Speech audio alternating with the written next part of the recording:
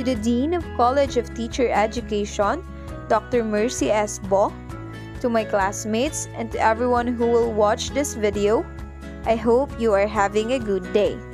Welcome to Field Study number 2.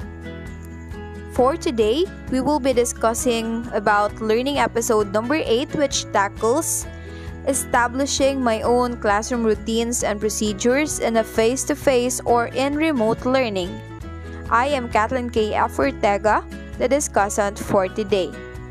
To have a meaningful and successful accomplishment in this field study episode, be sure to read through the whole episode before participating and assisting in your FS2 Resource Teachers class. Note all the information you will need and tasks you will need to do before working on this episode. Target your intended learning outcomes. At the end of this learning episode, we must be able to establish my classroom routines and procedures before, during, and after face-to-face or in remote learning. Explain the classroom routines on what to do, how to do it, when to do it, and why those need to be done.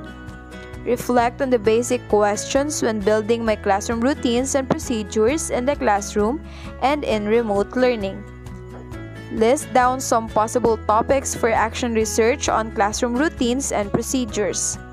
Use professional reflections and learning to improve practice.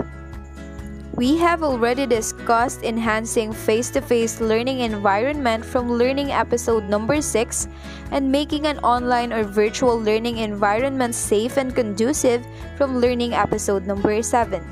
And now it is time to talk about how to establish our own classroom routines and procedures in face-to-face or in remote learning. Classroom routines set the foundation for a meaningful school year with teachers and students, whether in a classroom or remotely.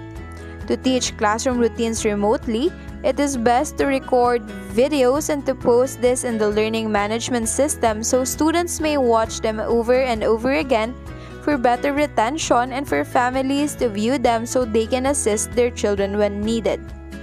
Routines are the backbone of daily classroom life. They facilitate teaching and learning. Routines don't just make the life of the teacher easier.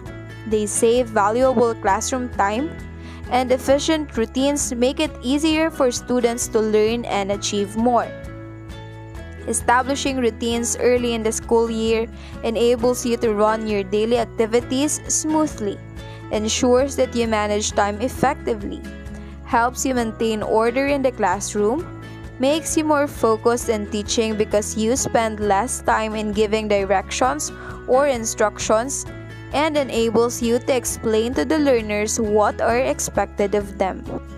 Students can take an active role in establishing classroom routines. They can brainstorm on ideas which they will most likely do and follow.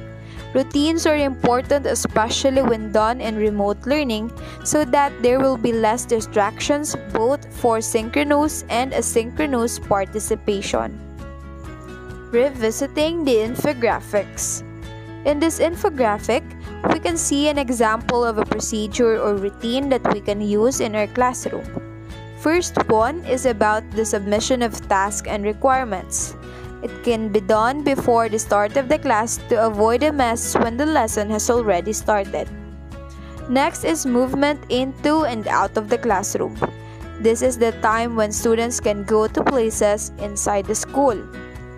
Third is checking of attendance. Why is checking of attendance important? Students who attend school regularly have been shown to achieve at higher levels than students who do not have regular attendance. This relationship between attendance and achievement may appear early in a child's school career. Research shows that the attendance is an important factor in student achievement. Then, after that is classroom greetings. Starting class by greeting your students helps set a positive tone for the rest of the day, promoting their sense of belonging, boosting their academic engagement, and reducing disruptive behavior. After the classroom greetings, it is the time to get supplies and materials if it is needed and so others when deemed necessary. Line formation is important, especially to elementary students, because they do this a lot. After the discussion of the lesson, it is always good to let your students work into groups. This is one way of practicing their social skills and involvement in doing activities. Lastly, in this infographic, you should allow your students to use washroom. Now for an additional information, please watch the video and take down notes for your own reference. Establishing routines can literally transform your classroom overnight, putting your instructions on autopilot and making your job much easier. But before we get started, here's one of my favorite routines, a joke. I just saw two construction workers sitting together and laughing. I know what they're building. Friendship. Classroom mechanics or procedures are really important in normalizing classroom behavior. Unfortunately, we sometimes get students who come to our classroom unsure as to how to behave in a class, how to walk with scissors, how to put markers back, how to write a heading on a paper. Anything that we want done in the classroom, we have to teach them how to do, and teach them how to do well. The biggest benefit of establishing routines is saving time, and you'll save a lot of it. A great deal of time is lost in the classroom by having to repeat instructions again and again to students who aren't listening. However, once you've taken the time to establish routines, the job of getting students to follow your instructions is largely done for you. You no longer have to continually tell them what to do, because the routine reminds them exactly what to do and how to do it. Additionally, routines give your students a kind of map to follow, and because this map doesn't change, it creates 100% consistency. And we all know how important consistency is in terms of teaching and managing behavior. And routines are really consistency in practice. Routines also give students a greater chance of experiencing success in your lesson. And for our tough, most challenging students, this is something they rarely get to enjoy. By giving them very clear steps to follow in order to complete a given task, the likelihood of them doing the right thing is increased dramatically. And the more opportunities you have to praise students and to thank them for behaving appropriately, the more quickly their attitudes and behaviors will change for the better. Another great thing about routines is that they can be created for almost every transition or every behavior hotspot throughout the school day. Think about all of the different transitions throughout the day where you might run into trouble. Entering the classroom, starting the lesson, distributing materials, clearing away materials, asking for help, what to do when you finished your task, what to do when you're late, how to use certain equipment, going to the library, watching a video, listening to an outside speaker or having a visitor in the classroom, handing in classwork or homework, leaving the classroom. How much easier would your teaching day be if you had routines in place for all of those difficult times? And how much smoother would the lesson be if students knew exactly what to do in each of those circumstances? Once you've decided which parts of your lesson would benefit from a routine, and these are usually the more active or less structured periods, setting up routines in your classroom is basically a case of getting your students to follow a numbered checklist. Step number 1 is to create or write your routine. These are the instructions for your routine, the directions, the procedure. And writing a routine is essentially a case of boiling down the relevant procedure to a few simple steps. The fewer, the better. Here's an example of how you might want to start a lesson. Step 1, arrive on time. Step 2, line up in silence, outside of the classroom, facing the door with your shoulder against the wall. Step 3, enter without talking and hang up your coat. Step 4, sit down in your own seat. Step 5, Complete the starter activity written on the board. Step 2 is teaching the routine to your class. In order to teach the routine to your class, you have to teach it exactly the way you want it done. For example, to teach the second step in the start of the lesson routine, you would have the students line up outside of the classroom exactly as stated, in silence, and in an orderly manner. If you're happy for them to line up while chatting, pushing, and shoving, by all means, let them get away with it. But they will do the exact same thing the next time you ask them to line up. If you want students to do something right, you've got to use the technique say, see, and do. Say what you want them to do, show them how to do it, and then have them do it. So, for example, it might be better to explain that line up in silence means standing still with your left shoulder touching the wall, hands by your side, looking straight ahead, and saying absolutely nothing. Step 3 is to put the routine on display.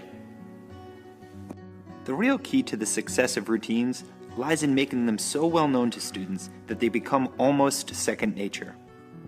When something becomes a habit, it no longer needs to be taught. And when repeating instructions and reminding students is no longer necessary, that is when your classroom truly becomes automated. Once you've taught your routine, it needs to be displayed in a prominent place in the classroom. This way it can serve as a constant reminder of the relevant steps. And from here on in, all you have to do with students who are off task is simply lift a finger and point at the routine displayed on the wall.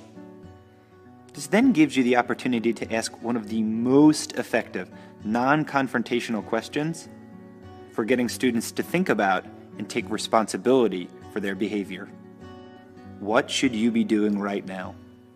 And this is swiftly followed by, do it then, please.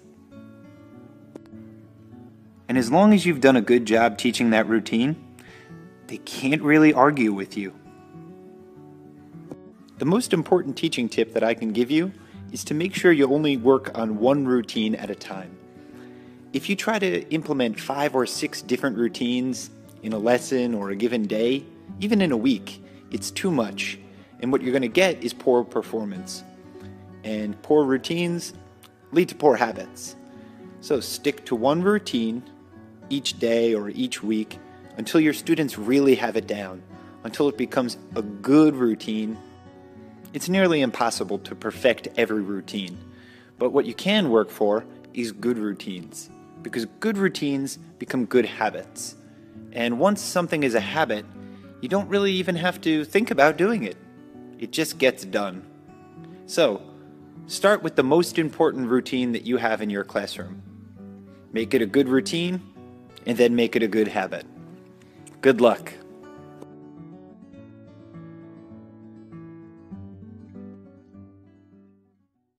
Establishing routines for remote learning. Teaching students how to interact online helps ensure a good experience for both students and teachers. Teachers know the value of establishing class routines. Good routines set the foundation for a productive year, make life easier for students and teachers, save time, and improve learning. Students can play an active role in establishing class routines. Use an early class meeting to brainstorm ideas. Students without internet access can share ideas during a phone call for teacher visit. When kids help establish routines, they're more likely to follow them. Preparing for class.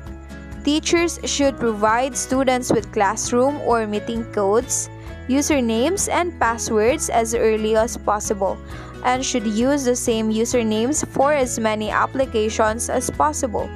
Keep a spreadsheet of each student's login credentials and share this with the students via email and an index card that you send home.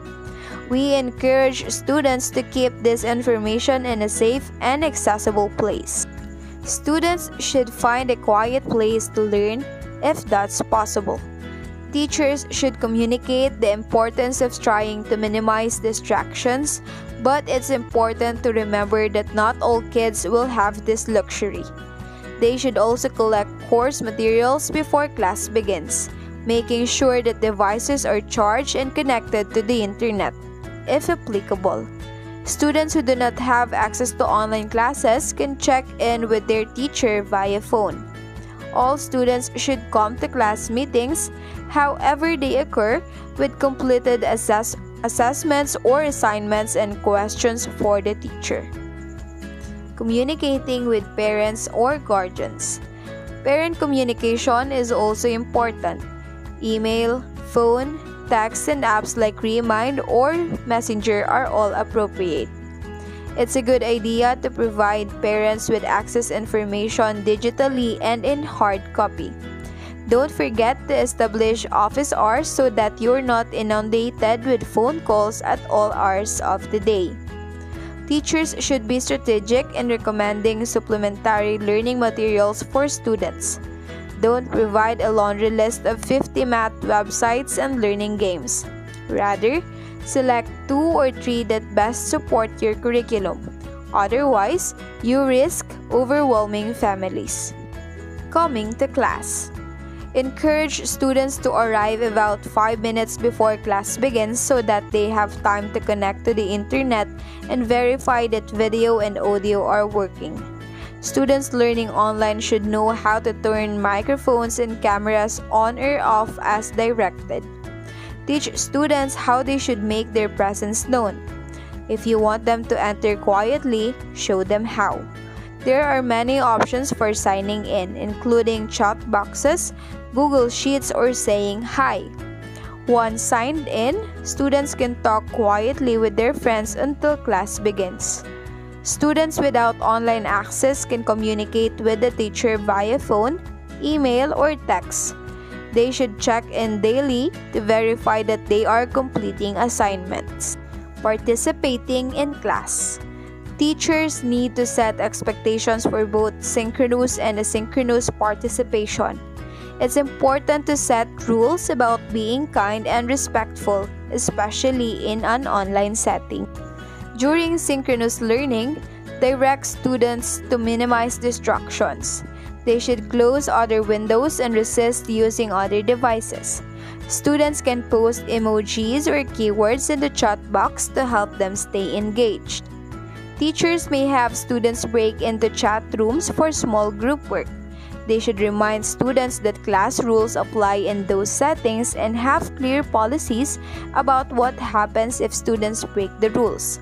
Chats are recorded, providing a history of everything students share. Teachers should model how to post on discussion forums and provide examples for offering feedback or writing comments.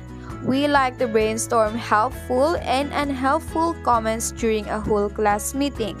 This list can be uploaded to the digital classroom and shared with students to reference later. Students without technology will need to receive handouts of class discussion forums. They can respond directly on the handout. Students can use the questions or comment box during group lessons. Teachers should model how to pose appropriate questions and comments. A role play between teacher and students should clearly demonstrate how the chat box will work. Inappropriate comments will likely to occur. Try to use them as teachable moments. For example, if someone submits an incorrect answer, you might have a student write, "What? Are you stupid?" You can explain that we don't call each other names and that everyone makes mistakes. This also provides an opportunity to discuss that something said in passing in the classroom often has a much longer impact online, and that even if a student intends to be funny, the humor is often lost in the internet. Be sure to provide opportunities for active learning. It's easy to lecture or assign a video or reading passage online. But true learning occurs when kids do something with the information. Providing opportunities for active learning helps set the expectation that students must participate in their learning. Give students time to complete asynchronous tasks, which could include creating screencasts or recording voice memos for classmates. Explain how these items will be shared and assessed. Leaving class. Teachers should discourage students from leaving early. You don't want students to miss important information. Before dismissal, everyone should know where to find assignments, raise questions, and connect with other learners. Encourage students to exit class calmly so they don't disturb others who are still discussing the lesson with the teacher or classmates. Remind them to sign out of programs to protect privacy. The best practice from in-person learning apply to distance learning. Model expectations, provide reminders, and give students ample opportunity to practice. And remember to give students grace as we all adapt to a new learning environment. This next procedure is an example of a routine in a face-to-face learning environment. Classroom routines and procedures examples. Entering or exiting in the classroom. Turning in assignments and late work. Attendance, absent, tardy procedures. Lunch and or recess. Bell work, or do now, or entry task. Finishing work early. Use of classroom library. Independent work time or asking for help. Use of technology like laptop, tablet, and cell phone. Transitions and moving in the classroom. Pencil sharpening. Organization or being prepared. Group or project work. Getting supplies. Handing out papers. And school-wide expectations and rules. And there's more like eating, drinking, or chewing gum. Emergency drills. Heading papers and assignments, dismissal, bathroom policy, homework, assigning classroom jobs, and behavior management like warning, action, contacting parents, referrals, and infractions. And that is all for this learning episode. I hope you have learned something from this video lesson. Thank you for listening. This is again your discussant, Kathleen Kaye Ortega, wishing you a great day ahead. Thank you and good night.